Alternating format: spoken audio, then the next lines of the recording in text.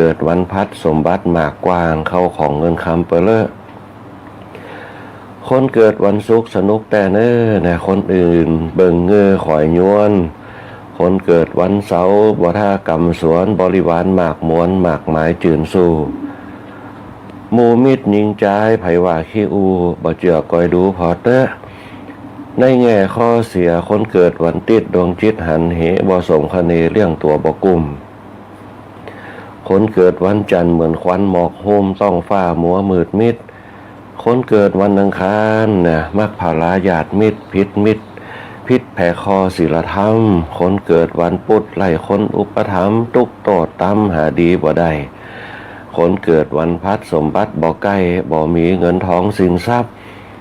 คนเกิดวันศุกร์สนุกบ่นักนะเหมือนพักโป่งหินไปเครือ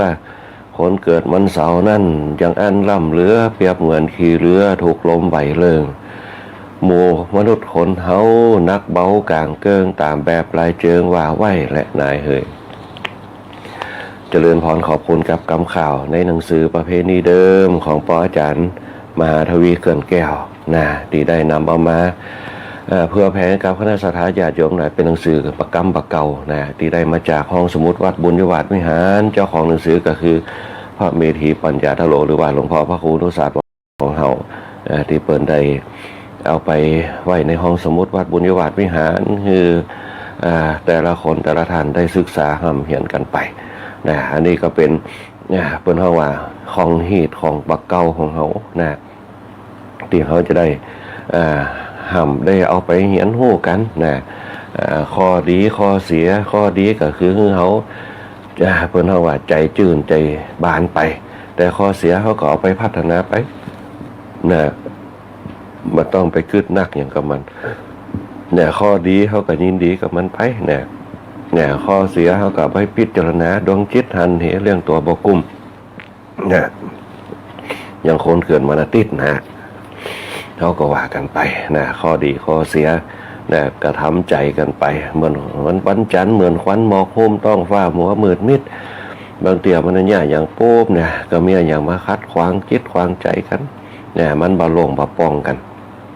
เขาก็ทำใจกันไปใจสมาธิใจปัญญาบางครั้งเนี่ย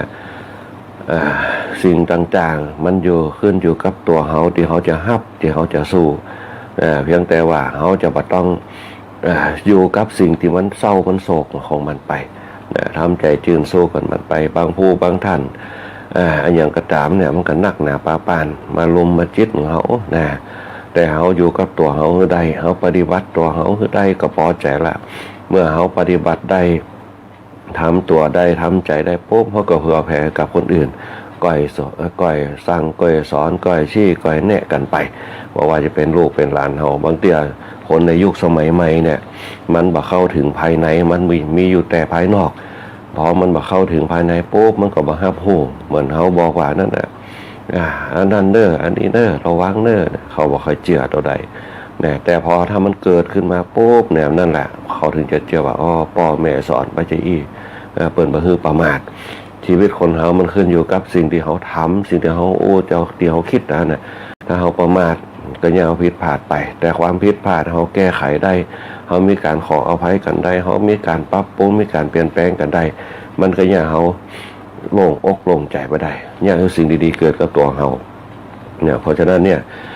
สิ่งที่เปิ้นบอกว่าอันนั้นดีอันนี้บ่ดีอันนี้ดีเขาก็ยิ้มเอาไว้เขาก็ภูมิใจภาคภูมิใจเอาไว้แต่ถ้ามันข้อบ่ดีปุ๊บ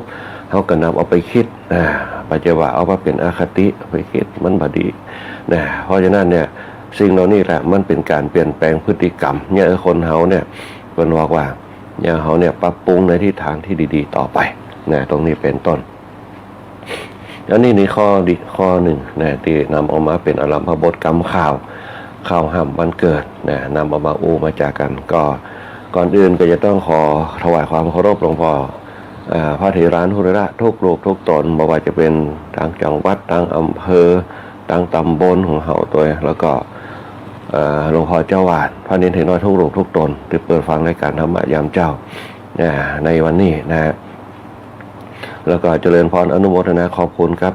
ทั้งสทลำปางของเฮาโดยการนำของขุนอัญชันสรลำคนกาญจนาอินทา คุณแอลชุติการเราใช้คุณก้อยอัชราพรป้องจันทร์คุณบรรหารสุยะนะเป็นต้นฝ่ายรายการเราแล้วก็หัวหน้าฝ่ายช่างนะหัวหน้าประสานทิมทองคุณแหลมเพชรนันทแสงคุณภูพิงพงศ์สุดแสนช่างต่อนะวาทีราตรีอาทิตย์วันวารีเป็นต้นแล้วก็ช่างเดียวประยุทธ์พงษ์ดวงชมพูเนี่ยฝ่ายช่างเขาแล้วก็เจ้าหน้าที่เขาทุกคนทุกท่านที่คอยดูแลเอาใจใส่ในเรื่องของธรรมะยามเจ้าตัวนะแล้วก็รายการอื่นๆตัวนะที่สร้างสรรค์สถานีวิทยุสทลำปางเขาคือเป็นสถานีที่มีข่าวสารต่างๆไม่ว่าจะเป็นภาครัฐภาคเอกชนภาคเจ้าบ้านนะเปิ่นเบาเว้นสักอย่างเปิ่นไปหมดแต่เจ้าที่เปิ่นไปได้นะในวันนี้ทุกวันนี้เปิ่นก็ช่วยเหลือเพราะว่าจะเป็นงานผินงานตานงานบุญต่างๆวันก่อนงานพระราชทานเพลิงศพหลวงปู่พระภูมิมงคลคุณธาดาบอกให้เปิ่นไปเปิ่นก็ติดงานตั้งงานฤดูหนาวเปิ่นก็ไปฮือกันโดยการนำของหัวหน้าฝ่ายรายการคุณการชนะอินทาหรือว่าดีเจยุ่ยของเรานะแล้วก็ฝ่ายช่างเขาเนี่ยช่างแหลมเนี่ยช่างแหลมเพชรนันตาแสงนะไปกันแล้วช่างต่อนะวาทีร้อยตีอาทิตย์วันนะวารีเป็นต้นแล้วก็ช่างมาใหม่นะจำชื่อเปิ่นมาได้นะเปิ่นไปกันนะก็ถ่ายแม่คืนเปิ่นไปแม่วันมาได้แม่วันเปิ่นติดงานฤดูหนาวแม่คืนเปิ่นก็ไปถ่ายทอดสดอันนี้ก็เจริญพรอนุโมทนาขอบคุณกับสทลำปางเฮาโดยในการเป็นครอบครัวเปิ้นเฮาว่าอยู่ด้วยกันกับพระกับเจ้าเนี่ยอยู่กับพระกับเจ้าปุ๊บได้ดีบีนักกันหมดเนี่ยไปรับตำแหน่งกันมาสทลำปางเฮาได้ดีมีรักกันหมดนะคนต่อยเนี่ยก็ได้ไปอยู่ประชาสัมพันธ์จังหวัดละนะผอเดือนอินตะก็ไปเป็นผอประชาสัมพันธ์ปุ่นนะเปิดไปได้ดีมีรักกันหมดมียศมีตำแหน่งกันหมดนะเขากับพระกับเจ้านะอย่างน้อยก็คือมีบุญบารมีมีสง่าราศีในการทำกิจการในสมัยตะก่อนเนี่ยคณะสัตยาญาติโยมทั้งหลายเนี่ยเปิดจะเปิดร้านเปิดอย่างธนาคารเนี่ยอาตมาพาไปมันธนาคารกรุงเทพเปิดไปกันเนี่ยนะเปิดธนาคารไม่ได้ปุ๊บเปิดจะทำบุญกันธนาคารกรุงเทพเนี่ยสาขาชัดใช้เนี่ยนะบอกว่าจะเป็นสาขาไหนจะเห็นธนาคารกรุงเทพนั่นแหละเนี่ยที่เปิดมันไปมันทำบุญมันในการล่างกล้าแต่ละร้านเนี่ยเปิดจะเปิดร้านเปิดอย่างปุ๊บอันนี้ไม่ได้โฆษณาธนาคารคือเปิดแต่อันนี้เป็นตั้งแต่สมัยอาตมาภาพอยู่วัดสนดอกเนี่ยเวลาเปิดทำบุญปุ๊บมันจะทำบุญทุกปีเนี่ยก็เกิดความเป็นสิริมงคลสิ่งต่างๆมันเป็นธรรมชาตินะคณะสัตยาญาติโยมบางข้างบันดลจิตดลใจสร้างเสน่ห์สร้างสิริมงคลไปมันเนี่ยคือเหมือนกับเขาพกนางกวักอ่ะนะถามว่านางกวักก็เป็นโหกของเปิ้นแต่เขามีจิตที่เมตตามีจิตที่เปิ้นเฮาว่ามีจิตที่จะให้นะเป็นทานต่างๆมันก็เกิดอานิสงส์ของมันเป็นพลังภายในนะมันว่าสามารถจะเรียกร้องได้แต่มันมาด้วยหนึ่งจิตใจของเขานั่นเองเมื่อจิตใจเขาอ่อนโยนจิตใจรู้จักให้มันก็จะมาของมันเป็นเสน่ห์นะมันเป็นสิริมงคลตรงเนี้ยคนท้องแก่เปิ้นยังทำกันบอกว่าจะเป็นงานทำบุญต่างๆเนี่ยอย่างเช่นปีใหม่เนี่ยปีใหม่ปุ๊บเนี่ยทางบ้านนอกเขามันจะเตะทำขึ้นปีใหม่กันเตะทำใจเนี่ยสังฆะผ่องทำขึ้นบ้านใหม่ผ่องนะคนจะเตะทำตู้เจ้าบ้านนอกเขาก็จะขึ้นไปตามบ้านตามเจ้าไปเตะทำเพื่อความเป็นสิริมงคลปีต่อปีนะอันนี้แหละเป็นความเชื่อเป็นเรื่องสำคัญที่สุดความเชื่อเนี่ยเกิดมาจากอย่างเกิดมาจากนะที่เขาทำกันเป็นพลังพื้นฐานก็คือพลังตาลพลังศีลพลังภาวนาพอรวมตัวกัน3อย่างเป็นความเชื่อถ้าเขาเสริมทำเข้าไปมันเนี่ยคือปารมีมันเกิดธรรมะปารมีมันเกิดพอธรรมะปารมีมันเกิดพลังภายในก็จะเปล่งแสงขึ้นมานั่นแหละเป็นพลังภายในเขาอยู่กับธรรมชาติเกิดมากับธรรมชาติวัฏจักรของชีวิตเขาเกิดมาจากธรรมชาติความเชื่อของเขามาจากธรรมชาติก่อนที่จะมีศาสนาเพราะนั้นละอ่อนยุคใหม่จะบอกค่อยมีความเชื่อในเรื่องสิ่งเหล่านี้แล้วก็พลังภายในก็บังเกิดนะบางคนอยากให้ได้ตำแหน่งอยากให้สอบติดนั่นนี่นะก็ไปบนบานศาลเก่าบางคนบนบานศาลเก่าก็ได้บางคนก็บนบานศาลเก่าได้เพราะอย่างเพราะพลังภายในมันแบบประสานกันบางคนอยากให้ได้ปุ๊บมาบนบานแต่บ่เคยทำเป็นพลังเอาไว้นะบ่ได้ทำเป็นพลังภายในมันเหมือนกับบนห้องว่าแบตเตอรี่เขาpower bank เขาเนี่ยมันจะมีพลังเก็บประจุเอาไว้ 10% เนี่ยในก้อนฮะนะถ้าเขาใจจนหมดเนี่ยมันก็หมดชาติยาก แต่ถ้าเขาหู้ว่ามันใกล้จะหมดเขาไปชาติสัก10%เขาชาติต่อมันก็อายุมันยืนนั่นแหละคือพลังภายในเปรียบเสมือนพลังภายในคนเขามีพลังภายในก่อพลังภายในเขามีนักแต่เขาใจว่าเป็นแต่เขาเอามาใจกับอารมณ์ทิฏฐิมานะโมโหโทโสนักความมืดผ่องเนี่ยพลังภายในบางคนเนี่ยใจพลังภายในไปตามธรรมชาติเนี่ยพอมันเหลือปุ๊บมันก็เป็นอานิสงส์เหมือนกับเขาเนี่ยให้เนี่ยนะเนี่ยคนเฒ่าแก่เขาเนี่ยเป็นมีพลังภายในที่ดีตื่นเจ้ามาปุ๊บไปนาละนาเป็น10 ไร่นะปลูกเข้าคนเดียวได้ปลูกให้คนเดียวได้แต่ลองถามมาออนบาเดียวไม่มีทางที่จะทำได้10 ไร่เนี่ยมีทางตื่นเจ้ามาปุ๊บบางคนตื่น10 โมง 11 โมงเนี่ยมีทางจะปนบางคนก็หันเหไปทำงานอย่างอื่นของที่มันเป็นลูกน้องเปิ้นแล้วก็ได้เงินมาตามนั่นไปทำงานเจ้าก็ได้ดีไปทำงานขวายเปิ้นก็ฮักเนี่ยคนเฒ่าแก่เขาเปิ้นทำให้ไทยนะเนี่ยมีตีมีสวรรค์คือลูกคือหลานได้ส่งลูกส่งหลานเรียนจบสูงๆก็มีเยอะแยะเนี่ยเปิ้นก็ทำให้ทำนากันบางคนกำหนดเอาไว้ว่าปีนี้ได้เข้ามาเดือนกรกฎาคมสิงหากันยาตุลาพฤศจิกา3 เดือนได้เข้ามาเอาเงินตรงนั้นไปส่งลูกเรียนมหาลัยก็มีแต่บางคนเรื่องควายไปขายควายเรื่องลูกเรื่องเมียเรื่องลูกเรื่องเต้าก็มีอันนี้เป็นตอนเปิ้นกะระยะของเปิ้นเรื่องไก่ก็กี่เดือนเปิ้นได้ขายเรื่องไข่ก็เรื่องไก่ได้ไข่ก็เนี่ยอันนี้เปิ้นมีการวางแผนก่อนคนน้องแก่เขาในยุคสมัยก่อนความรู้บ่ได้เรียนในห้องเรียนเนี่ยแต่เป็นเปิ้นเฮาว่าเรียนรู้ด้วยชีวิตตัวเองกำหนดด้วยชีวิตแล้วแหมปอพวกขายกินบ่จะเอากำไรหมู่เดียวกันบ้านนี้ครับแบ่งปันกันกินเรื่องไก่มีไข่ก็เอาปันกันกินปลูกผักกาดก็ปลูกอย่างก็แบ่งกันอย่างนั่นแหละคือการปันใจคือกันมาจากพลังภายในทั้งหมดเราจึงอยู่ด้วยกันอย่างมีความสุขบ่เหมือนคนเฮาในยุคปัจจุบันเนี่ยเงินเป็นหลักพอเงินเป็นหลักพอบ่มีเงินก็สุดปัญญาละเนี่ยอย่างบ่ได้พอบ่มีเงินสุดปัญญาเนี่ยได้ไปไล่ยืมเปิ้นพอยืมเปิ้นปุ๊บบ่ได้ปุ๊บก็โคตรกันบางคนยืมนักเข้าจนเสียเปื้อนกันไปก็มีโดยบ่คิดถึงว่ารากเหง้าของเขาเนี่ยรากฐานมาจากกสิกรรมเกษตรกรรม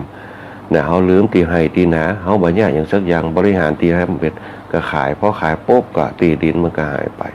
คนเฒ่าแก่เขาเคยคิดเปิ้นเอาตีให้ตีนาไปให้ลูกให้หลานเจนลูกเจนหลานปุ่นอันนี้แหละคือคนเฒ่าเขาสมัยเก่าพ่อเป็นอย่างพ่อเปิ้นมีพลังภายในพลังภายในมันจะหายไปปุ๊บเปิ้นก็ไปเติมเหียไปวัดวัน7 ค่ำ15 ค่ำไปวัดไปเติมเหียเติมศีลเติมตานเติมภาวนา ส่วนมากเขาจะตานสังเกตพอถ้าคนท้องแก่เขาเนี่ยเรื่องตานเนี่ยมันต้องกลัวงานกินงานตานซ้อมดทุกอย่างซ้อให้ซ้อนะซ้อการซ้องานไปตานกันงานป้อยหลวงตามบ้านตามจองเขาไปช่วยกันแต่งผามไปช่วยกันเนี่ยกับเขากับป๋าแม่แต่งานข่าวดำปุ๊บซ้อมดปิดร้านปิดอย่างปิดร้านไปช่วยงานนั่นแหละคือความเป็นฐานใหม่บุญสำเร็จในการให้ทานปันใจให้กันเสียสละให้กันมันจึงเกิดความสุขสนานในการอยู่รวมกันบ่มีการทะเลาะเบาะแว้งกันบ่มีการที่จะทำร้ายอย่างกันเป็นต้นนี่แหละคือสังคมที่เป็นบอกว่าสร้างพลังภายในพลังภายในมันเกิดอย่างเกิดธรรมะเพราะพลังภายในจากพลังทานพลังศีลพลังภาวนาทานศีลภาวนาทำทานไว้นักๆแล้วก็มีศีลโอบอุ้มตัวทานตรงนั้นมันจะเป็นพลังเหมือนกับ power bank เขามันมีพลังแบตเตอรี่อยู่ตรงไหนนั่นแหละคือพลังของเขาพลังทานพระพุทธเจ้ายังสรรเสริญในเรื่องพลังทานเนี่ยอันบ่เอาเปิดห้องว่าบ่เอามหาจารย์ที่เป็นพระเวสสันดรเป็นชาติสุดท้ายของเปิ้นนี่แหละพลังทานพอพลังทานมีนักพลังศีลรวบรวมเอาไว้สำรวมศีลสำรวมตานเอาไว้คือดีๆใจกว้างใจเปิกปานปั่นใจฮื้อกันมันจะเป็นตัวฆ่าทิฏฐิมานะคนเฮาเมื่อมีทานปุ๊บสติมันจะระลึกได้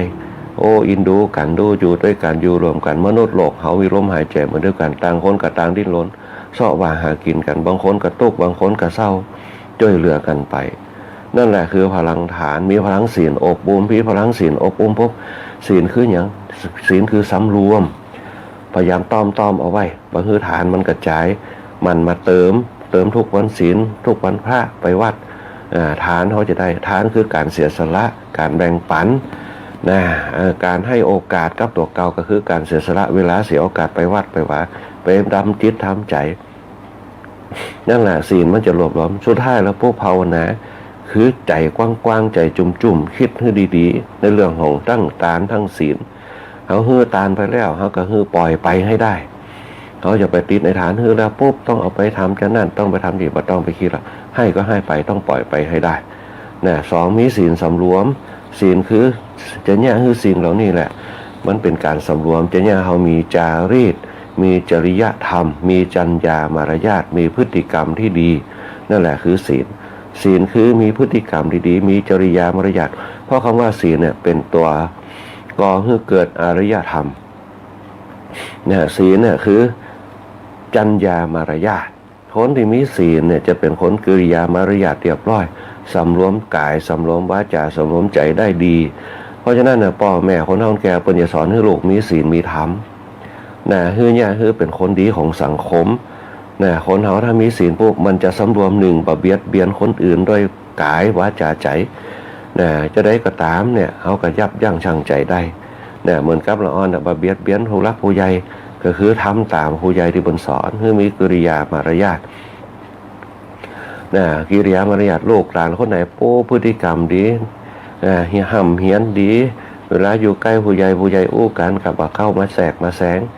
เวลาเดินผ่านหน้าผู้ใหญ่ก็อ่อนน้อมถ่อมตนอู้จาด้วยความไพเราะต่อแขกที่มาเยือนบ้านนั่นแหละเป็นหน้าเป็นตาของพ่อของแม่ของครอบครัวลูกสัตว์โชว์เจ้าของลูกน้องโชว์เจ้านายลูกหญิงลูกชายโชว์พ่อโชว์แม่เป็นหน้าเป็นตาคือเปิ่นนั่นแหละลูกที่ดีจะต้องบ่เบียดเบียนตัวเก่าบ่เบียดเบียนคนอื่นทำกิริยามารยาทเหตุนั่นแหละคือปาณาติบาตเขาบ่ต้องไปถึงโทษนักอันที่สองคือบาละเมิดสิทธิกันเนี่ยเอาที่เขาว่าลักทรัพย์นั่นน่ะเขาบาละเมิดสิทธิไผบาละเมิดสิทธิตรงไหนคือฮื้อเกียรติคนอื่นมีอย่างปุ๊บกะบ่แทรกแซงเข้ามาบาละเมิดสิทธิไผเปิ้นอู้กันปุ๊บเฮาบ่แทรกเข้าไปเฮาก็ฟังมีหน้าที่รับใจนะผู้รักผู้ใหญ่ผู้น้อยฝรั่งนี่เปิ้นยอมรับสังคมไทยนะฮะว่าสังคมไทยจัดระดับครอบครัวได้เป็นธรรมชาติมากฝรั่งเนี่ยเปิ้นจะบ่ฮู้หัวขาวหัวดำเลยเหมือนกับศิษย์หลวงพ่อช้าที่เปิ้นมาบวชเป็นฝรั่งมาบวชอายุ60ปลายมาบวชเปิ้นให้อย่าง60ปลายถึงว่าต้องมากราบไหว้คนที่มีอายุหนุ่มกว่าทั้งศาสนาสอนเอาไว้ว่าคนนี้บวชก่อนก็ถือว่าเป็นผู้แก่พรรษานั่นแหละเป็นการลดทิฐิมานะฝรั่งเปิ้นชอบขนาดเลยนะสังคมไทยเฮาเนี่ยมีฮื้อเกียรติกันมากที่สุดนั่นแหละคือข้อที่2เขาศึกษาศีลเนี่ยก่อนจะศึกษาธรรมถ้าเขาศึกษาศีลได้ปุ๊บแล้วก็ไปศึกษาธรรมเกิดมาจากอย่างเกิดมาจากปัญญาถ้าเขามีปัญญาที่ดีปุ๊บถึงศึกษาธรรมถ้าเขามีปัญญาศึกษาธรรมได้ปุ๊บมันจะแจ่มแจ้งแสงสว่างจะเกิดเพราะนั้นเป็นยังมีคำว่าศีลกับว่าธรรมเกิดขึ้นคนเขามีศีลปุ๊บเป็นระเบียบเรียบร้อยจัดระเบียบได้ดีนั่นแหละคือมีศีลสูตรสำเร็จของศีลก็คือทานศีลภาวนาควรจะเอาศีลเนี่ยเป็นตัวกำกับตลอดให้คนเขาเวลาจะทำดีเนี่ยคือสำรวมให้ได้สำรวมในสิ่งที่ดีให้ได้แล้วสิ่งที่บดีก็จะบ่เกิดเพราะเขาสำรวมบ่ให้สิ่งบดีมันเกิดกับตัวเขานั่นแหละคือศีล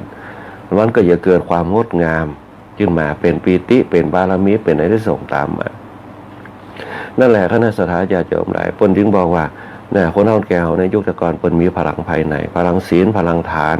พลังทานพลังศีลพลังภาวนาทานต้องมาก่อนศีลต้องมาที่2อนุภาพจังหล่ำไปศีลทานภาวนาทานมาก่อนศีลมาที่2ภาวนามาที่3พอทานศีลภาวนาเกิดปุ๊บเนี่ยพลังภายในเฮามีพอพลังภายในเฮามีปุ๊บเนี่ยบางคนก็แจ่มเจิดจรัสได้ขึ้นมาเลยเพราะความเชื่อมั่นในพลังภายในเฮามีเขาจะโล่งเขาจะปลอดโปร่งสบายบ่คิดมากในเรื่องต่างๆที่เข้ามากระทบถึงจะมีปัญหาโลภโมโทสันเข้ามาเขาบอกสะทกสะท้านเพราะอย่างเพราะหนึ่งเขามีความเชื่อมั่นในสิ่งที่ดีที่เราทำบางคนก็เชื่อมั่นว่าสิ่งดีที่เขาทำมันจะเกิดประโยชน์กับตัวเขาเป็นต้นอันนี้แหละพอมีความเชื่อมั่นปุ๊บสมรรถนะของเปิ้นจึงดีมีความเชื่อมั่นถึงเวลาปุ๊บละการละงานไปวัดไปว่าช่วยการเงินเปิ้นจึงอายุของเปิ้นในอายุยืนคนเฒ่าแก่เขา80-90คนวันหน้าผิวพรรณผ่องใสหันคนเฒ่าแก่ปุ๊บเป็นตีหน้าเขารบศรัทธาเหลื่อมใสไปกราบไปไหว้เปิ้นคนเฒ่าแก่ทางบ้านเฮาอายุวันหน้าแล้วสุขะคือมีความสุข อยู่คนเดียวได้คนเฒ่าแก่เนี่ยถึงคนเฒ่าพอใจเสียไปคนเฒ่ามันหญิงก็อยู่ได้คนเฒ่ามันหญิงเสียไปเปิ้นก็อยู่ได้เปิ้นบ่เป็นโรคซึมเศร้าเนี่ยเพราะเปิ้นอย่างเพราะมีสุขอยู่ในใจอยู่ตลอดเนี่ยสุดท้ายปุ๊บพลังอายุวรรณะสุขะพละพลังภายในก็จะเกิดมันจึงอยู่จนถึงอายุไขของตัวเองเนี่ยเพราะเปิ้นอย่างเปิ้นบริหารชีวิตตรงเปิ้นเป็นชีวิตคนเรามีองค์ประกอบคือกายกับจิตอย่างถ้าเขาบริหารดีปุ๊บเนี่ยความแข็งแกร่งความเชื่อมั่นก็จะเกิดเมื่อเขาไปถึงเป้าหมายชีวิตของเขาได้คนเขาเป้าหมายชีวิตเขาเริ่มมาจากหยังเริ่มมาจากจุดเริ่มต้นก็คือเกิดเป้าหมายคือตายเกิดแก่เจ็บตายแต่ถ้าคนเขาคิดนักว่าตายก็มันไม่ล้มหายใจอันนั้นถูกต้องเกิดแก่เจ็บตายนั่นเป็นเรื่องทางกายเกิดแก่เจ็บตายเป็นเรื่องทั้งใจคือตายจากกิเลสทั้งหลายตีหลวงปู่พุทธทาสเป็นตายก่อนตายนั่นแหละถ้าเขาตายจากกิเลสปุ๊บเนี่ยกิเลสที่มันปรุมเล่าจิตใจเขาเนี่ยมันบ่สามารถจะเข้าทะลุทะลวงจิตเขาได้คนเขาในยุคปัจจุบันเนี่ยมันแข่งขันด้วยกายเนี่ยกายแข่งขันด้วยกายคืออย่างโลกธรรม8เนี่ยลาภยศสรรเสริญเนี่ยเขามาแข่งกันมันจึงเนี่ยคือสังคมธรรมชาติมนุษย์คนเขาเนี่ยผสมดุลเนี่ยมันยังแข่งกันด้วยเดชอำนาจคนไหนมีมั่งมีนักกว่าคนนั้นก็ได้ใหญ่โตไปเนี่ยในสังคมยุคปัจจุบันเขาก็ลืมเรื่องภายในไปเรื่องภายในเป็นเรื่องล่าหลังเนี่ยอย่างบางคนบอกว่านะมัวแต่เกิดภายในเนี่ยไม่ได้กินไม่ได้ไหวนะอันนั้นก็โหแต่ถ้าเขาเสริมพลังภายในสิ่งเสริมพลังภายในเขาปุ๊บเนี่ยความสุขภายในถามคนเฒ่าคนแก่เขาเนี่ยความสุขภายในเป็นสิ่งที่ต้องการถึงวันบ่ขออย่างขอให้ร่างกายบ่เจ็บบ่ป่วยบ่ไข้เนี่ยนะอันเนี้ยชาวมากจะเวลาแก่ตัวมาปุ๊บพอจะเกิดถึงวันขอให้มีความสุขใจก็พอละความสุขกายก็พอละนะสุขกายคือสังขารร่างกายบ่เจ็บบ่ป่วยสุขใจขอให้มันใจจุ่มจะบันนะอันเนี้ยถือไปวัดกันแต่ถ้าเอาไปวัดกันปุ๊บเขาจะได้อย่างมันจะว่าโอ้ได้ปั่นปอนทุกเจ้าเนี่ยได้ความสงบเขาไปได้ตัวเขาเองเข้าไปในวัดปุ๊บเขาตั้งใจตัวเขาคือเป็นมีสัมผู้มีสมาธิเจ้าบ้านเป็นห้องว่าผู้มีสมาธิพระสงฆ์เป็นห้องว่าสมณะนะสมณะ หรือว่าผู้สงบนั่นเองเนี่ยผู้สงบสมณะผู้สงบเนี่ยอันนี้เป็นต้นถ้าเขาเป็นผู้มีสมาธิปุ๊บเขาตั้งใจมีสมาธิเดินเข้าวัดเข้าว่าเป็นจิตที่เขาบาปากบาว่าบาจาบามีเป็นห้องว่าสิ่งที่มันเป็นมิจฉาทิฏฐิหรือว่าทุจริตเนี่ยต่างๆในจิตในใจเขาไปแบบความบริสุทธิ์ใจเป็นสุจริตเข้าไปไหว้พระไหว้หยังสงบเงียบเนี่ยตั้งตัวมันสงบเมื่อใดนั่นแหละเขาจะได้สารแห่งความสงบก็คือสารปิตินั่นเองนั่นแหละคือการสร้างพลังภายในเพื่อให้เกิดความสุขกับหมู่เขาทั้งหลายว่าต้องไปอู้ถึงธรรมะเตือธรรมะมันเกิดจากปัญญาของเขานั่นเองเมื่อเขามีตานมีศีลมีภาวนาเขาก็ย่าฮือตัวเขาเนี่ยเจริญเติบโตขึ้นมาย่าฮือเขาใจมากปากดีมีปีติเกิดแล้วเขาก็จะได้สมาธิความตั้งมั่นเนี่ยแล้วก็จะได้ศรัทธาคือความเชื่อมั่นความเชื่อมั่นความตั้งมั่นเกิดปุ๊บเนี่ยสติเขาก็จะมาสัมปชัญญะเขาก็จะมีปัญญาเขาก็จะเกิดมันไปตามลำดับขั้นตอนของมันเป็นธรรมชาติเขาต้องแกถามว่าเปิ้นมีรักนี่ก็เปิ้นบ่ฮู้รักนี่หรอกแต่เปิ้นปฏิบัติตามธรรมชาติมันจึงเกิดให้พฤติกรรมของเปิ้นเนี่ยอยู่ได้อยู่ได้โดยเฉพาะธรรมะจะเกิดกับตัวเปิ้นอย่างน้อยก็คือลูกหลานเชื่อฟังเปิ้นลูกหลานเคารพนับถือเปิ้นลูกหลานตอบแทนบุญคุณเปิ้นนั่นเองนี่แหละคือพลังตานพลังศีลพลังภาวนามันจะเกิดเป็นรากฐานในการสร้างคุณธรรมจริยธรรมอยู่ในใจคณะสัตยาญาติโยมหลายแต่ในยุคปัจจุบันเขาปุ๊บลองสังเกตเขาถ้ามดรุ่นเขาเนี่ยคนเฒ่าคนแก่อายุ50-60ไปปุ๊บเนี่ยเราอ่อนยุคใหม่เนี่ยลองสังเกตว่าเราอ่อนน้อยๆก็เริ่มจะมีกู่มีกิ้มเราอ่อนน้อยๆก็เริ่มจะแต่งตัวละเราอ่อนน้อยๆก็จะเริ่มเถียงคนใหญ่นักขึ้นเนี่ยศีล5ข้อหายไปหมด1เนี่ยเบียดเบียนกันทำร้ายกันบ่ฮู้จักสิทธิกันเนี่ยจะแย่อย่างก็ใครแย่ละเนี่ยศีลธรรมบ่ใครสนใจกฎหมายก็บ่ใครเอาละเนี่ยอันนี้เป็นนั้นแม้แต่ชีวิตตัวเก่ายังบ่ฮู้เลยว่าจะเป็นไปในทิศทางไหนบางคนบ่ห้ามบ่เฮียน นั่นนี่เป็นต้นละเมิดสิทธิตัวเก่าเนี่ยข้อที่2นี่แหละว่าใจรักใจจกนะ ละเมิดสิทธิตัวเก่านะบ่ฮู้ว่าตัวเก่าอายุตัวใดไว้ของตัวเก่าอยู่วันไว้ไหนนะอันนี้เป็นต้นนะอันที่สามบ่ฮู้จักการเวลาอายุตัวเก่าอายุตัวใดไว้ตัวเก่าคือไว้หยังเนี่ยกาเมสุมิจฉาเนี่ยต่อมาคบการการจามุสาเปลี่ยนไปเป็นมึงเป็นกูนักขึ้นนะเป็นต้นเนี่ยมุสาเนี่ยข้อเนี่ยความละเอียดอ่อนมันเกิดจากนั่นเองสุดท้ายแล้วปุ๊บสุราเมลัยยาเสพติดต่างๆเป็นเป้าหมายแต่ความประมาทมากขึ้นเราในยุคปัจจุบันประมาทในชีวิตนักขึ้นประมาทในวัยประมาทในวิถีชีวิตนักขึ้นประมาทในวัยคืออย่างบ่ฮู้จักตัวเก่าว่าโอ้ตัวเฮาอายุน้อยอยู่นี่อายุ11 12อยู่ว่าเป็นคนใหญ่แต่เริ่มเริ่มหยังละนะเริ่มมีกูมีกิ้มละนะอันนี้เป็นต้นอันนี้เป็นแนวทางสองทางฮื้อนะฮะบ่ได้ว่าอย่างสักอย่างเอาความจริงเอาอย่างมาเปรียบเทียบให้ฟังในยุคปัจจุบันเนี่ยประมาทนักขึ้นขับรถขับลากะเลี้ยวเนี่ยแต่งรถแต่งหยังขึ้นเปิ้นโดนยับโดนจับเป็นกุมเป็นหยังเสียงดังบึดๆว่าขี่รถเลี้ยวในหมู่บ้านนั่นแหละประมาทนั่นก็สุดท้ายเป็นจังได๋พอเสียชีวิตขึ้นมาปุ๊บคนที่เดือดร้อนคือพ่อแม่ผู้มีธรรมะก็เศร้าโศกเสียใจกันไปนะอันนี้เป็นต้นนะอันนี้เพิ่นว่าศีล5มันบ่อยู่ธรรมะก็เลยไม่มีละอ่อนก็เลยบ่ใครสนใจเรื่องวัดเรื่องพระแม้แต่บวชก็ยังบ่ค่อยมีพ่อแม่บางคนเพิ่นน่ะที่เพิ่นเห็นทางข้างหน้าเพิ่นเอาคุณธรรมนำหน้าพวกบางคนก็ป๋ามาบวชพร้อมนะอย่างปีนี้พวกโรงเรียนวิสุทธิวิทยากรก็อยากบวชผักดูร้อนนะมีลูกมีหลานเอามาเรียนได้นะเรียนได้เรียนคุณธรรมจริยธรรมตัวสั่งสอนเนื้อฮู้จักจริยธรรมคุณธรรมไปตัวเนี่ยเรียนจบม.6 ไปตัวจบม.6 ปุ๊บก็มีทุนการศึกษาไปเรียนต่อได้ก็ต้องเสียกายใจสวัสดิ์ปีนี้เพิ่งสิรับสมัครกันก็มีละอ่อนเริ่มเข้ามาสมัครเรียนกันมาบวชมาหยังกันนะอันนี้เป็นต้นเรียนตั้งโลกนะเรียนตั้งหยังตั้งความรู้ต่างๆซึกออกมาปุ๊บก็ไปเป็นครูเป็นบาอาจารย์เป็นทหารตำรวจได้เยอะแยะมากมายแม้แต่กองเมืองเขาก็เป็นตำรวจกันแม้แต่ร้องภูมิกับก็เป็นกันในปีนี้อันนี้อนาคตก็มีมันขึ้นอยู่กับเพิ่นเฮาว่าการวางเป้าหมายชีวิตปุ่นบางคนเรียนจบมาบ่ได้หยังก็มีบางคนเรียนจบปัจจัยเรียนดีก็เปิ้นก็ได้ตำแหน่งเกียรติยศชื่อเสียงมากมายมันอยู่กับว่าการวางเป้าหมายชีวิตในการเริ่มต้นแห่งชีวิตว่าปรัชญาชีวิตของคนมีก่อนคนในสมัยแต่ก่อนน่ะครูเพิ่นเคยถามว่าโตมาคือโตขึ้นอยากเป็นอะไรเนี่ยนั่นแหละคือการวางเป้าหมายชีวิตไว้ถึงมันจะบ่ได้เป็นก็ตามแต่คนเฮาต้องมีเป้าหมายชีวิตคนเฮาถ้าบ่มีเป้าหมายชีวิตปุ๊บมันก็ไปเรื่อยๆเฉยๆนะตรงนี้เพิ่นนั่นแหละเพิ่นว่าคนมีธรรมะย่อมมี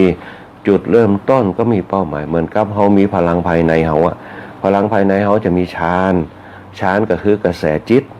เนี่ยมีญาณก็คือเป้าหมายคือความรู้สึกต่างๆเมื่อเฮามีฌานก็มีญาณปุ๊บอันยังจะเป็นตัวเชื่อมโยงฌานกับญาณให้มันประสบความสำเร็จ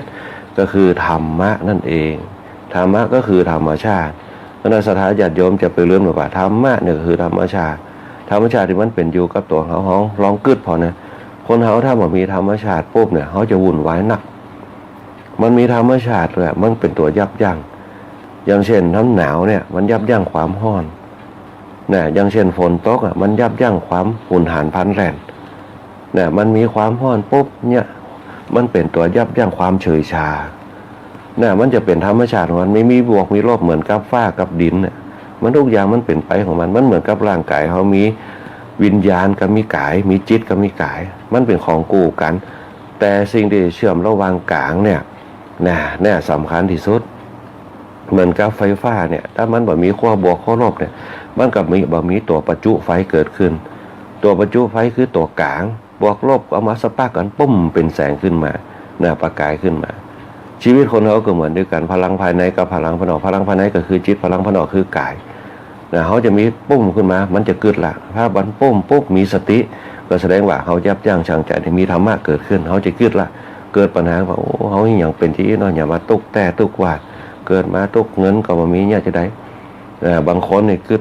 เกิดในทางปุ๊บในสติปัญญามาโอ้เขาต้องหาเงินหาเงินโดยวิธีที่อย่างที่มันต้องมันตุกหาเงินในทางสุจริตมันจะเป็นธรรมชาติของมันความดีกับความไม่ดีสุคติกับทุกขติตัวเชื่อมระหว่างกลางเนี่ยสำคัญอันนี้เป็นต้นเพราะนั้นเกิดกับตายเป็นเรื่องจุดเริ่มต้นกับเป้าหมาย แต่สิ่งที่สำคัญคือช่วงระหว่างเกิดกับตายเนี่ยสำคัญที่สุดเขาจะสร้างจะได้ให้ชีวิตมีความสุขแล้วก็วัฏจักรเขาจะกลับมาแหมเนี่ยเขาจะอยากจะได้บางคนก็บอกว่าชาตินี้ชาติเดียวเขาคิดเห็นแก่ตัวเมื่อเราชาตินี้ชาติเดียวเขาเบื่อเพลแพ้ให้วิญญาณเขาไปวัฏจักรของมันเมื่อเขายังดับ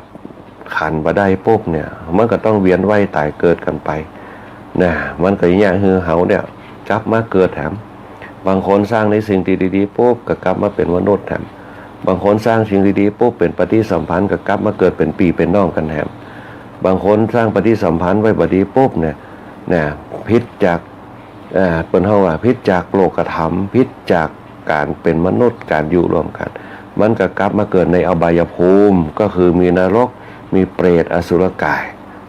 นะแต่ถ้ามันมีสิ่งดีๆปุ๊บมันจะเป็นสุคติก็เป็นภพเป็นชาติไปภพชาติชรามรณะนะนั่นเป็นต้นเพราะฉะนั้นคณะสัตยาญาติโยมจะไปขึ้นว่าเกิดจากนี้จะเดี๋ยวเนี่ยอย่างคือเต็มที่ไปเลยนะเป็นต้นเขาไม่ได้สร้างสิ่งดีเอาไว้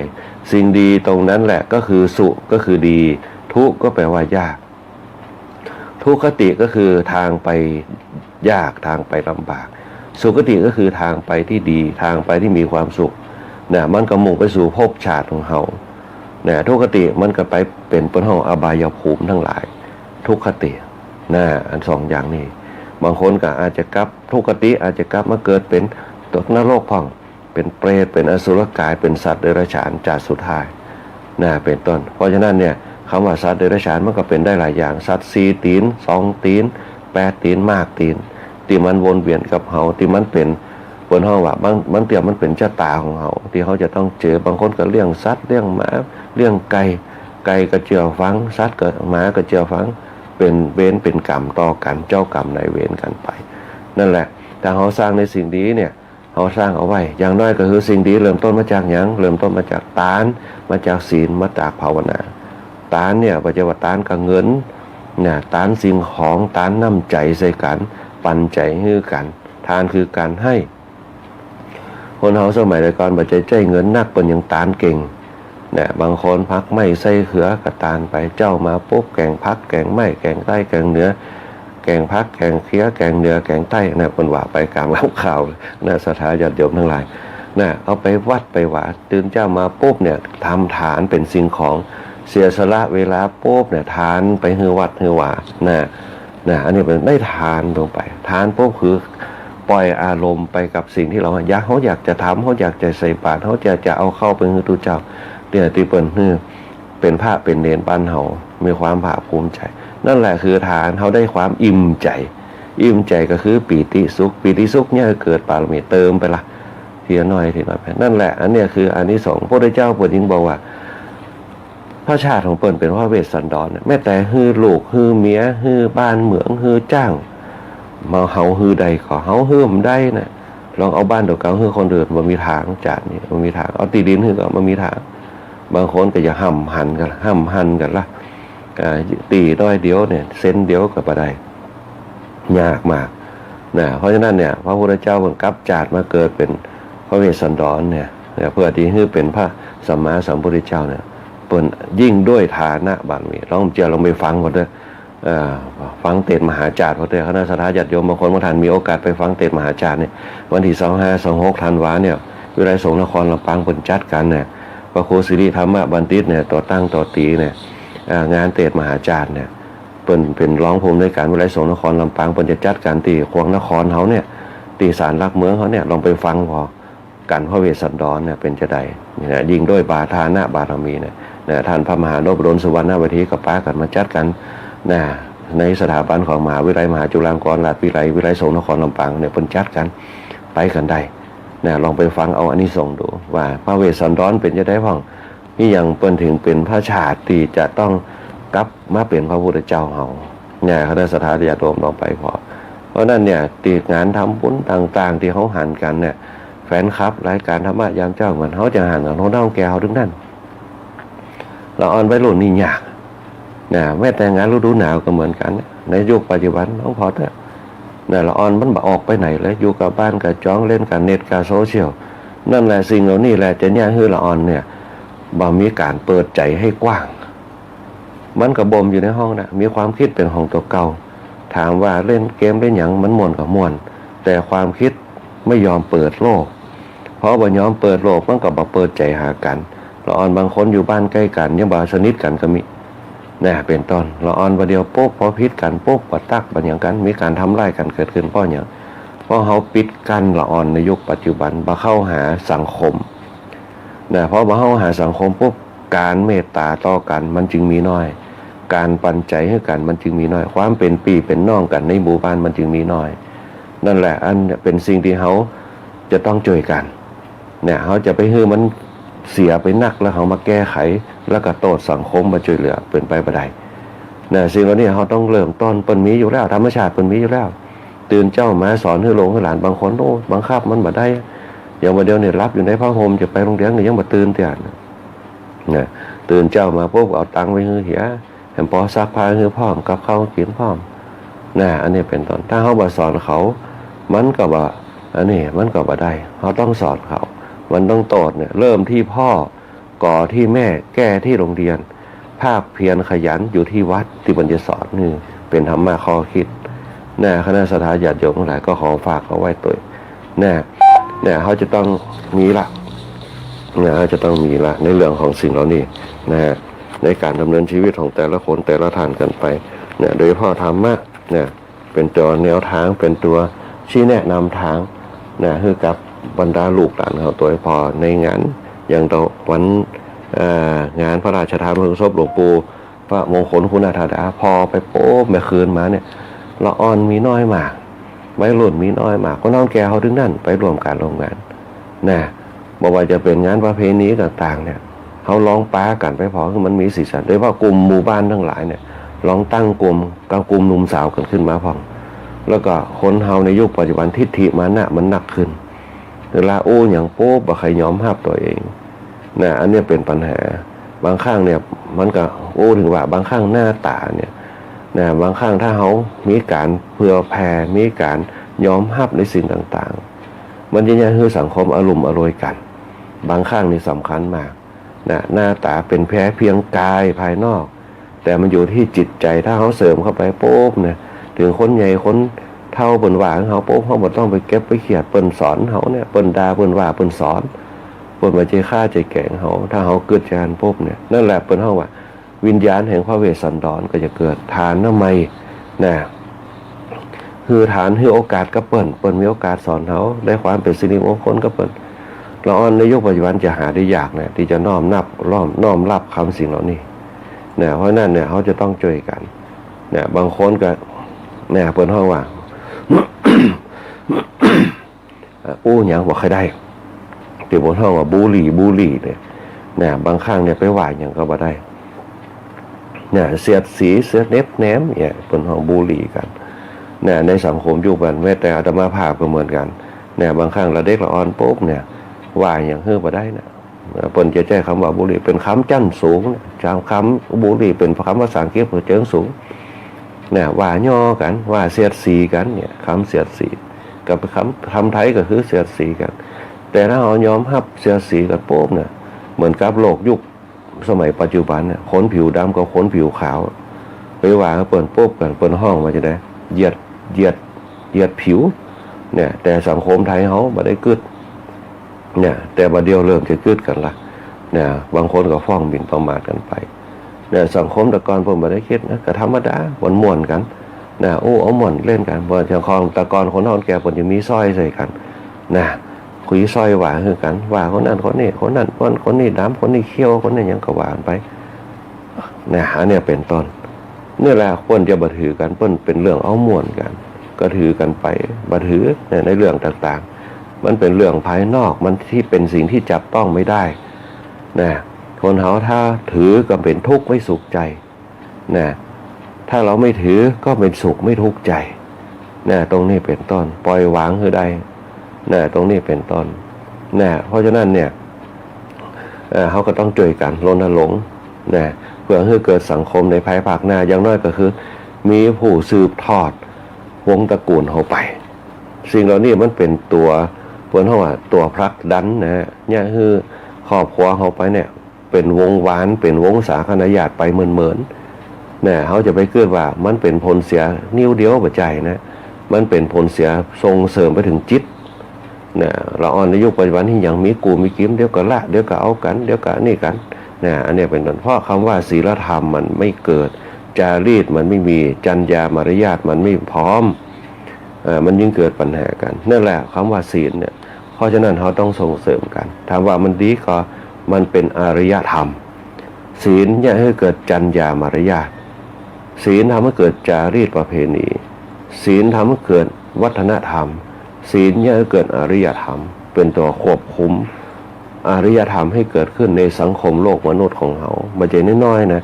ข้อนี้แหละคณะสัตยาธิโยมทั้งหลายชาวต่างชาติคนที่ชอบวัฒนธรรมไทยเขาชาวต่างชาติเนี่ยอายุ60ปลายเนี่ยมันมีทางที่จะมาเคารพละอ่อนอายุน้อยๆแต่สังคมไทยที่ยังมีความเคารพกันโดยเฉพาะการบวชเป็นพระแสดงว่าทิฏฐิมานะลดได้อย่างเช่นทุกเจ้าบวชมาอายุ70แต่สังคมพระเฮาเดียวกันเหมือนกันในยุคปัจจุบันว่าคอยยอมรับคนเฒ่าแก่บางคนเนี่ยบ่เอาพรรษาแต่ถ้าเรานึกถึงพรรษานั่นแหละเป็นห้องภายในคนที่5พรรษาได้เนี่ยสมมติว่าอายุนักแต่พรรษาน้อย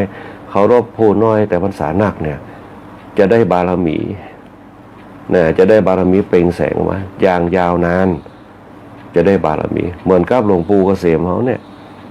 เปิ้นเคารพนับถือหลวงปู่จินฐานะทัตโตเนี่ยเปิ้นนับถือในเรื่องบาลีเปิ้นสอนบาลีกันเปิ้นนับถือหลวงพ่อพระเทพวิสุทธิโสพลอดีตเจ้าหน้าจังหวัดลำปางวัดเชียงหายเปิ้นนับถือเปิ้นพรรษาน้อยแต่เปิ้นจะเป็นอริยสงฆ์เปิ้นก็นับถือกันอันนี้แหละเห็นจริยวัตรของเปิ้นนั่นแหละเปิ้นถึงได้บารมีนักขึ้นคนเคารพนับถือเปิ้นนักขึ้นเหมือนกับคนเฒ่าแก่เฮาเนี่ยเชื่อมั่นในละอ่อนที่เปิ้นเห็นมีหลวงพ่อวัดสวนดอกเฮาเนี่ยอาตมาภาพยอมรับนะเปิ้นเป็นพระครูประสิทธิ์มุญยวัฒน์เจ้าสำนักเหียนศาสนศึกษาวัดสวนดอกพระเน้นตนไหนสอบมหาได้ปุ๊บเปิ้นจะฮือเกียรติเปิ้นจะเป่าว่าบาดาเปิ้นจะฮือเกียรติมากด้วยความเป็นมหานั่นแหละแค่แต่อีปุ๊บเปิ้นจะได้บารมีของเปิ้นมีคนยกย่องนับถือถึงเปิ้นบางคนจะบอกว่าเปิ้นระเบียบนักนี่นะแต่เปิ้นเป็นที่เคารพนับถือของบรรดาลูกศิษย์ลูกหาอันนี้เป็นต้นคณะสัตยาธิโยมเหมือนกับคนเฒ่าแก่เขาเนี่ยจะได้บารมีมันมีจริยวัตรเขาเรียกว่าศีลาจาวัตรเป็นตัวนำทางคณะสัตยาธิโยมอันนี้แหละเป็นห้องว่าการสร้างพลังภายในเหลือไปดูแล้วเหลือแล้วมัน10 นาทีลืมพรรษาของพระพุทธเจ้าในวันนี้ลืมพรรษาที่2 3 4เขาจะมาต่อยอดอีกสักน้อยหนึ่งเอาอารัมภบทธรรมะไปยาวนานอารัมภบทธรรมะแต่อยากจะให้คณะสัตยาธิโยมได้อารมณ์แห่งธรรมะไปในเรื่องของทานในเรื่องศีลในเรื่องภาวนาบำเพ็ญไปเถอะคณะสัตยาธิโยมบ่ต้องไปกึดอย่างนักถ้าเขาบำเพ็ญศีลบำเพ็ญทานบำเพ็ญภาวนาไปเนี่ยเขาบ่วันไหวบ่วันอย่างเขาทำไปตามเขาสิ่งที่เขาจะได้คือความสุขที่เป็นปีติสุขบารมีมันจะเกิดมาที่หลังเหมือนกับคนนิ่งๆเขานิ่งไปปากวาจาเนี่ยนั่นมันจะยากให้คนเคารพนับถือแต่คนที่ดิ้นรนนักส่วนนักปุ๊บเนี่ยมันจะขาดจริยวัตรไปก็ขอฝากเอาไว้ตัวในพรรษาที่2 3 4วันก่อนเราอู้ถึงเรื่องการถืออุปชาหลังจากพระพุทธเจ้าเนี่ยเปิ่นบวชให้มดเอหิภิกขุปสัมปทาเมื่อพระเถระพระอริยสาวกบวชให้พระปุ๊บช่วงหลังมาปุ๊บเนี่ยพระพุทธเจ้าก็มอบหมายความเป็นใหญ่ในสงฆ์คือกับภิกษุสงฆ์ทั้งหลายที่มีพรรษามากเป็นต้นอย่างเช่นการอุปสมบทเป็นก็มอบหมายให้ภิกษุทั้งหลายคือเป็นใหญ่ในท่ามกลางสงฆ์ได้เป็นอุปชาได้อย่างเช่นพระราธะอย่างที่เคยบอกพระราธะเป็นพราหมณ์แก่อายุ80ปลายละอยากให้บวชพระราธะอายุ80ปลายอายุหนักมาก82 83ละหลังค่อมเท่าแก่ชราพระราธะอยากให้บวชปุ๊บเนี่ยไปถามทุกเจ้าตัวไหนก็มามีพยาบวชทุกเจ้าบางตนก็อย่าบอกว่าโอ้บวชไหมอย่างเท่าแก่แล้วช่วยเหลือตัวเก่าอย่างยังมาได้เลยบวชมาก็เป็นพระราชพระสงฆ์มาได้พระพุทธเจ้าก็เลยบอกโหจะเนี่ยจะได้ราธาอยากบวชไปหาพระพุทธเจ้าพระพุทธเจ้าก็เลยห้องพระสารีบุตรมาพระสารีบุตรเป็นอัครสาวกของพระพุทธเจ้าพระโมคคัลลานะก็เป็นอัครสาวกของอัครสาวกเบื้องขวาเบื้องซ้ายนั่นแหละ พระเจ้าห้องภาษาลิบุตรมาไผ่ห้องที่จะบวชให้ราธาพราหมณ์มีไผ่บวชสักคนภาษาลิบุตรยกมือขึ้นมาปุ๊บผมบวชให้ก็ได้ครับเพราะอย่างเพราะราธาเคยใส่บาตรให้ผมกินนะใส่บาตรให้ผมกินเคยใส่บาตรคือผมญาติหน้าใหม่ตานให้ครับอย่างต่างๆสัมภเวสีอย่างต่างๆก็ว่ากันไปพระสารีบุตรนึกถึงก้อนข้าวตีราธาพราหมณ์เคยใส่บาตรให้ตัดสินใจบวชให้ราธาพราหมณ์นะก่อนหน้านั้นราธาพราหมณ์กับมดหวังที่จะคิดว่าคงไม่ได้บวชกึดนักจนร่างกายพายผอมอยากให้บวชขนาดนักป้าสังขารมหาพุทธเจ้าถ้าไม่ได้บวชก็อย่ากึดนักตอมใจไปราธาพราหมณ์ปุ๊บเขาหาพุทธเจ้ากันคือภาษาลิบุตรบวชคือภาษาลิบุตรบอกว่าเขากึดได้ละเนี่ยพราหมณ์เนี่ยเกยถวายภิกขาหารเข้าแก่ภาษาลิบุตร1 ทัพผีตอนที่ไปบินหน้าบาทกรุงราชคฤห์เนี่ยพระพุทธเจ้าก็เลยอันเนี่ยภาษาลิบุตรกับบวชอุปสมบทคือพราหมณ์บนเหียภาษาลิบุตรก็ฮับบัญชาจากพระพุทธเจ้าทูลถามพระพุทธเจ้าว่าจะให้บวชโดยวิธีไหนอันเนี้ยเป็นเรื่องสำคัญจะให้บวชโดยวิธีไหนถ้าบวชโดยเอหิภิกขุกับพระพุทธเจ้าบวชคนเดียวยติหรือว่าจะบวชแบบติสรณะคัมรูปสัมปทา ติสรณะคัมรูปสัมปทาคืออย่างคือเอาพระพุทธพระธรรมเป็นที่จ้างที่เปิ้งหรือว่าอนุญาตโดยวิธีไตรสรณคมเป็นต้นทรงอนุญาตบวชคือเป็นเรื่องใหม่ทรงอนุญาตวิธีอุปสมบทขึ้นมาใหม่ในการคือพระสงฆ์เป็นใหญ่ตั้งแต่บัดนั้นจนถึงปัจจุบันต้องมีการเสนอยติในสงฆ์1 จบประกาศกันแห่ง3 จบรวมเป็น4 จบเสนอในสงฆ์เนี่ย1 จบประกาศแห่ง4 จบด้วยยติในของสงฆ์ทั้งหมดได้ของสงฆ์ทั้งหมดจึงห้องว่าการบวชแบบยัตติจตุถกรรมวาจายัตติจตุถกรรมวาจาในสภานิติบัญญัติสภานิติบัญญัติของคณะสงฆ์ต่อมาสภานิติบัญญัติก็เลยเอามาใจในเจ้าบ้านคณะสถาญาติโยมสภานิติบัญญัติในใจสมัยพุทธกาลในพรรษาที่2ของพระพุทธเจ้าละเอามาใจกันอันนี้เป็นต้นยัตติจตุถกรรมวาจาอุปสมบทจึงเกิดขึ้นจนถึงบัดนี้พระสารีบุตรจึงอุปสมบทราธาพราหมณ์ด้วยวิธียัตติจตุถกรรมวาจาเป็นครั้งแรกตั้งแต่นั่นเป็นต้นมาพระพุทธเจ้าก็ทรงมอบให้พระสงฆ์เป็นใหญ่ในการอุปสมบทเป็นต้นอันนี้คือประเภทของสงฆ์4 รูปสามารถทำสังฆกรรมทั่วไปเป็นสังฆกรรมระบุจำนวนนัก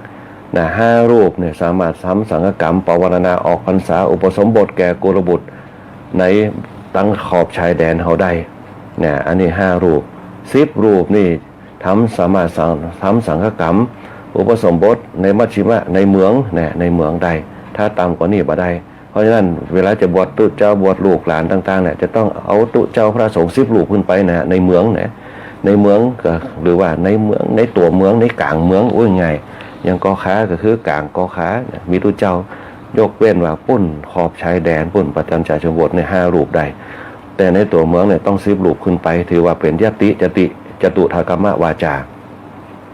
ถ้า3 รูปขึ้นไปสามารถทำสังฆกรรมหรืออาภานภิกษุที่ต้องอาบัติสังฆาทิเศษคนไหนที่ต้องอาบัติสังฆาทิเศษลองไปเปิดพอต้องใจภิกษุ3 รูปขึ้นไป